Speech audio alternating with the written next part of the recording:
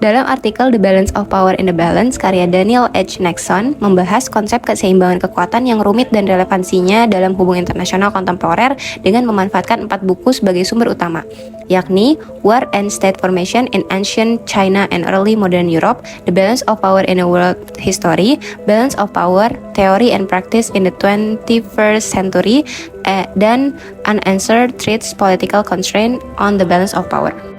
Nexon membagi artikel menjadi 5 bagian utama yang menyoroti bagaimana konsep balance of power telah berevolusi dari waktu ke waktu dan beradaptasi dengan perubahan landscape geopolitik dan dinamika kekuasaan berdasarkan analisis membandingkan pemikiran para teoritis melalui karyanya masing-masing. Hampir semua karya mengadopsi pemahaman serupa bahwa balance of power merupakan kondisi terbentuknya keseimbangan kekuatan negara-negara dalam hal aspek kemiliteran di dalam suatu komunitas politik. Dalam balance of power teoris, mekanisme suatu negara mencapai kepentingan nasionalnya dalam politik dunia menciptakan sebuah tekanan untuk penyeimbangan kekuatan yang berulang dalam sistem internasional. Dengan ini, setiap aktor perlu bergantung pada dirinya sendiri demi mendapatkan posisi di panggung internasional yang bersifat anarkis. Theories of power balances di sisi lain berusaha menjelaskan proses munculnya keseimbangan kekuatan yang sistemik dalam hal militer yang ditujukan sebagai hasil dari konfigurasi norma, praktik, dan ideologi tertentu. Penggunaan teori hubungan internasional dapat digunakan untuk membedakan kedua teori tersebut, yakni balance of power yang realis dan theories of power balances yang lebih bersifat liberalis. Tak hanya itu, terdapat juga theories of balancing yang memaknai alasan pendorong suatu negara menjalankan strategi keseimbangan dan bagaimana mereka menyeimbangkan diri dengan negara lain. Para aktor dijelaskan kemungkinan besar menggunakan strategi tersebut dengan alasan ideologis, normatif, ataupun simbolis. Dalam pandangan tradisional, theories of balancing hadir untuk mencegah sebuah kekuatan yang sedang bangkit menjadi hegemoni, dan apabila berhasil, maka keseimbangan kekuatan yang diharapkan akan tercapai. Walaupun begitu, Paul dan Robert Pape menegaskan kembali klaim mereka mengenai ini dengan pernyataan bahwa tujuan akhir dari setiap theories of balancing adalah untuk mengurangi atau menandingi kemampuan negara yang kuat atau mengancam, dan disertai pembagian 3 bentuk kelas penyeimbang, yakni penyeimbang asimetris, mencakup upaya-upaya suatu negara untuk menyeimbangkan dan menahan ancaman-ancaman tidak langsung dari kelompok yang tidak memiliki kemampuan untuk menantang atau negara-negara yang menggunakan strategi militer konvensional.